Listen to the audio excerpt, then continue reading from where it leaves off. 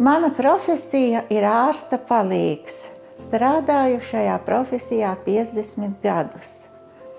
Dienu es uzsāku ar datoru apskatīšanu, ko man katrs pacients ir atsūtījis uz e-pastu, ko vadība ir atsūtījusi.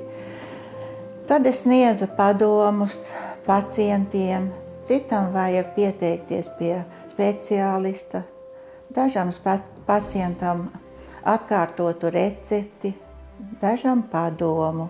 Pēc tam es sakārtoju galdu procedūrām, vajag cukuru izmērīt, diegus izņemt, pārsiešanas vajag izdarīt, injekcijas vajag izdarīt. No rīta tam visam ir iepriekš jāsagatavojas. Un tad sākās pacientu pieņemšana. Dienā sanāk uzņemt aptuveni 10 pacientus. Mani kā ārstā palīga pienākums ir veicināt pacientu uz veselīgu dzīvesveidu, uz pareizu diētu ievērošanu un regulāru medikamentu lietošanu, ja tie ir nozīmēti.